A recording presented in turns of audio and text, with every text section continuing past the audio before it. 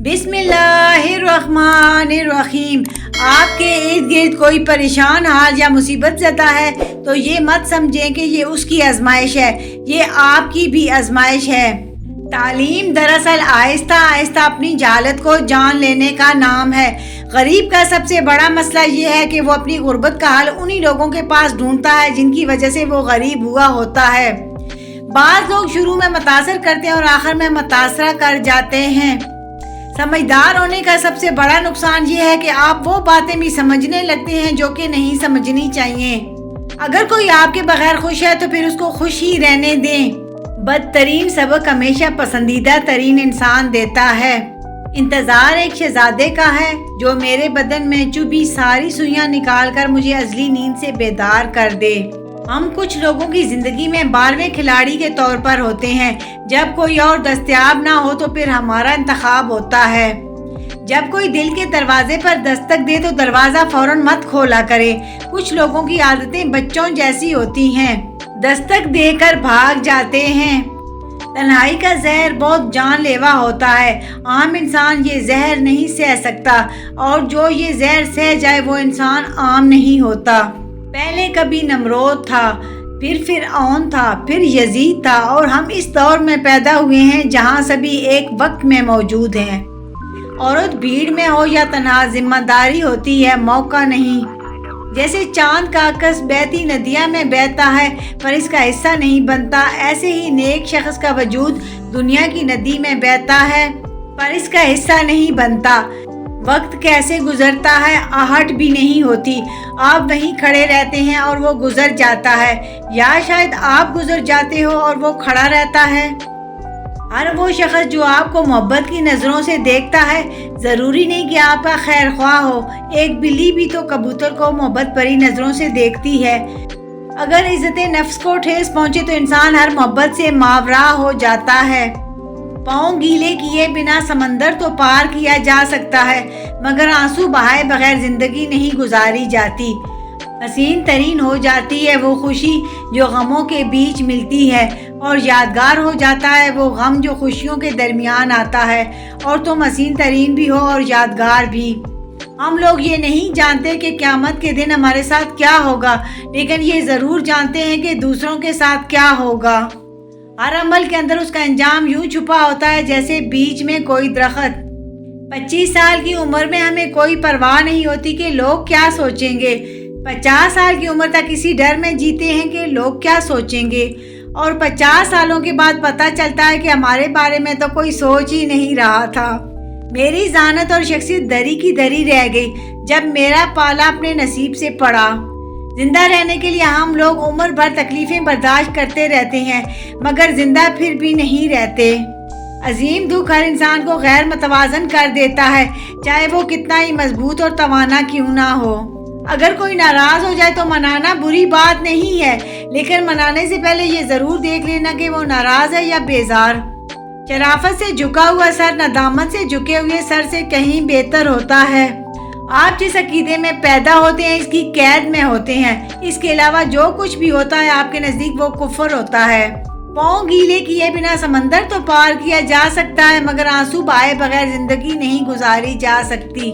वो कहने लगे माँ के कदमों तले तो जन्नत होती है, बाप के कदमों में क्या होता है? तो मैंने कहा बाप के कदमों में एक फटा हुआ जूता होता है जो अपनी औलाद की खातिर रिज़्क़ हलाल कमाने के दौरान दर बदर होते घिस जाता है। आप मिडिल क्लास से हैं तो ये अच्छी बात है। मैंने अजीज़ अहमद की एक किताब में एक यादगार बात पढ़ी थी कि ये सिर्फ मिडिल क्लास की ख़वातीन होती हैं जो हया और मासूमियत रखती हैं और उनका तहफ़्फ़ुज़ करती हैं। निचली क्लास तहफ़्फ़ुज़ की इस्तात नहीं रखती और अपर क्लास बेतहफ़्फ़ुज़ी की इस्तात रखती है। तो इस बात की वजह से मुझे मिडिल क्लास पसंद है। अगर सिर्फ एक धागा सलीम चिश्ती के मज़ार की जाली से बांधने से मेरी एक ख्वाहिश पूरी होने का ज़रा बराबर भी इम्कान होता तो एक धागा तो क्या मैं जौलाहा हो जाता, बेअंत धागे खरीद कर उनसे ख्वाहिश के खेस बुनने लगता। लेकिन मैं जानता था किसी भी सहर या मौजे की एक हद होती है जिसके पार नसीब नहीं जा सकता।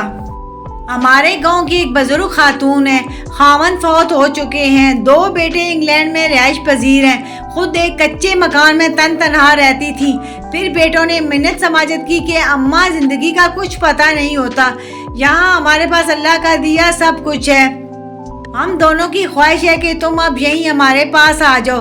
بڑی اماں نے مکان کو تالا لگایا اور چادر اوڑھ کر ولایت چلی گئیں۔ 4 ماہ قیام کیا اور پھر واپس آ گئیں۔ کہنے لگی وہاں ماشاءاللہ میرے بیٹے ہیں، پوتے پوتیاں ہیں، کاریں اور فریج ہیں، سب کچھ ہے، پر مجھ سے باتیں کرنے والا کوئی نہیں۔ مرد بھی عجیب ہے، اس سے شادی نہیں کرتا جس سے چھپ کے ملتا ہے، اور اس سے شادی کر لیتا ہے جس سے کوئی اور چھپ کے ملتا ہے۔ صرف تنہائی میں انسان مکمل ہوتا ہے۔ محفلوں میں ہجوم دوستاں میں، چاہنے والوں کی مجلس میں، شام شہر یارہ میں انسان بولتا چلا جاتا ہے، اپنے آپ کو دوسروں سے برتر ثابت کرنے کے لیے بولتا چلا جاتا ہے، اور کچھ نہیں سیکھتا، کچھ حاصل نہیں کرتا۔ سیکھنے اور حاصل کرنے کے لیے خاموش رہنا، تنہا رہنا ضروری ہے۔ زندگی میں ہم اس مقام پر بھی آ جاتے ہیں کہ کوئی کچھ غلط بھی بول رہا ہو تو ہم کہتے ہیں آپ کی بات تو ٹھیک ہے۔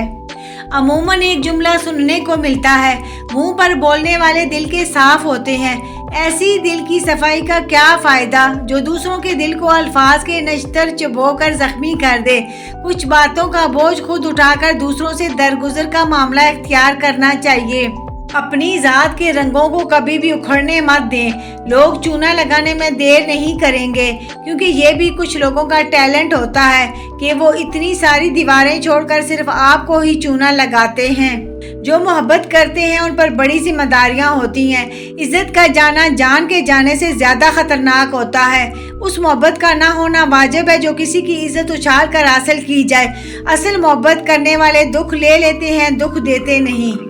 ہم میں سے کون اچھا ہے اور کون برا ہے، اس کے لیے اللہ نے ہماری رائے نہ مانگی ہے نہ مانگنی ہے۔ جب مویشی کا دودھ وقت پر نہ نکالیں یا نکالنا چھوڑ دیں تو وہ دودھ اس کے اندر ہی جل کر ختم ہو جاتا ہے۔ تیار شدہ شہد کو وقت پر نہ اتاریں تو وہ ٹپک کر ضائع ہو جاتا ہے۔ اسی طرح کچھ لوگ محبت سے بھرے ہوتے ہیں، وقت پر اس محبت کو باہر نہ نکالیں تو وہ محبت ان کے اندر ہی ختم ہو جاتی ہے۔